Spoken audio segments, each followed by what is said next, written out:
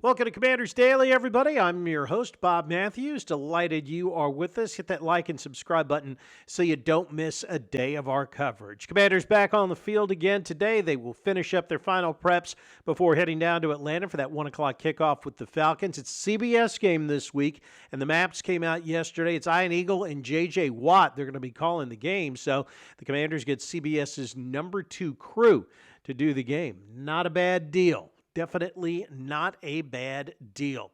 As for news from practice, we'll start with Jaden Daniels. He was limited in practice yesterday. We expect him to be limited again today.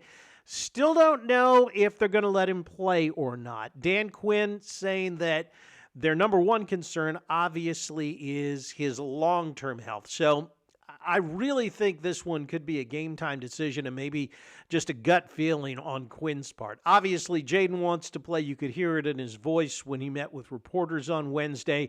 But again, Quinn and the doctors are really adamant on this until he is absolutely, positively 100%.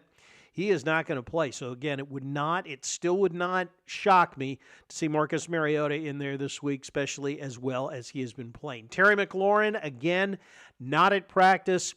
That one is becoming a little more doubtful. And when we talk about Cliff Kingsbury here in a second, I will let you know why. But McLaurin not at practice again. Remember, that's a quad injury. One piece of good news on the injury front is that cornerback Troy Amos was back at practice. He was dealing, of course, with the calf. That is big because Marshawn Lattimore's already been cleared out of concussion protocol. If they get Amos back as well, now you've got your starting corners back in the lineup. That, of course, is very good news. You want to make things as uncomfortable as possible for Michael Penix, Atlanta's quarterback, because he got yanked in the game last week against Carolina. So you know he's going to have a little bit of doubt in the back of his head to begin with. If you can make a little bit more of it creep in with good defensive play, that is a bonus, and it will be a lot easier with Amos and Lattimore both back in the backfield. Cliff Kingsbury met with the media yesterday talking offense. Here is why I think that it is getting more and more doubtful that Terry McLaurin plays. When Kingsbury was asked just about the offense in general, when you start missing guys like Austin Eckler, Noah Brown, and then potentially McLaurin, he was talking about how the offense is going to have to get more creative this week when you have pieces missing. I really don't think he was talking about Noah Brown when he talked about pieces that are missing. Really think that he was referring to Terry McLaurin. So, again, with what Kingsbury said in that press conference, I think it makes it more likely that McLaurin does not play this week. As for Brandon Coleman, who was out last week, he was a healthy scratch. Kingsbury said a lot of that was the ability to be healthy in practice. And again, if you can't practice, you can't play. He also had a lot of good things to say about the backups, specifically Chris Paul, who did a really good job last week. And does Brandon Coleman get back in there this week? I'm not so sure that he does. You know, he's going to have to show that he's healthy, number one, and number two, he's going to have to play better in practice. Now, having said that, Kingsbury was complimentary of Coleman, saying that, he's been doing all the things that he is supposed to do, and he's working hard. So hopefully that means that we will see him back at that starting left guard spot. Although, again, I cannot say enough about how Chris Paul played. Hey, if they want to put him back there, I really don't think that it's going to be that big of a deal. And I don't think there'll be that much of a drop-off. I think the depth we are finally seeing is maybe starting to round into form there. All right, so on to the Falcons report and what we have seen on tape. Obviously, the big one is Bijan Robinson, their bell cow running back. You got to stop him. Now, the good news for the Commanders is that Javon Kinlaw and Daron Payne have been playing really, really well as the starting defensive tackles.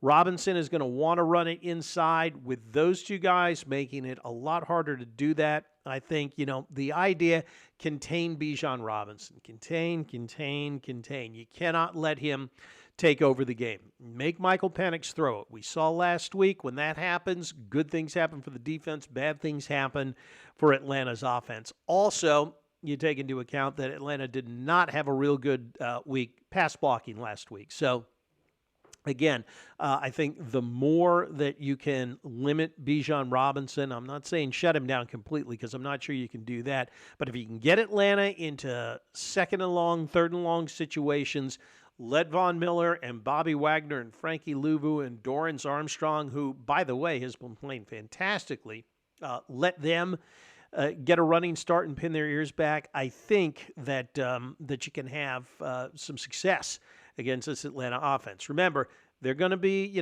again, you talk about having a bit of doubt in the back of your mind. They're coming off a shutout, so it's 4 quarters at least since they've scored a point. The longer it goes, the more I think dicey it is going to get for them, and the more pressure is going to be on them to do something good. You start pressing like that, that's what leads to mistakes. All right, let's go ahead and open the mailbag. As always, we love it when you guys drop comments for us. So the question today, what do you think the keys are for a win? And by the time we talk to you again, it'll be post-game. So drop us a comment right after the game letting us know what you thought of what we hope is going to be a win out at Atlanta to go to 3-1. Shout out to Thomas Hartman, 208. Terry got all that money. Now he's out who knows how long. This is exactly what they didn't want, why they didn't want to pay. Love Terry and wanted him back, but it looks like a miss so far. A lot of money to sit on the sidelines and visit doctors. Well, all right, I hear what you're saying, Thomas, but let's not make too much of a snap judgment here. I don't think that it was a hugely serious injury. I mean, at least it didn't look like it the way he laid it. Now watch him be out for the next 10 weeks. But I really don't think it was that serious an injury. Hopefully, and they're saying it's a quad. I mean, that's a hell of a lot better than a hamstring. Hopefully it's just a deep bruise, and he'll be back. If not this week, he'll be back next week.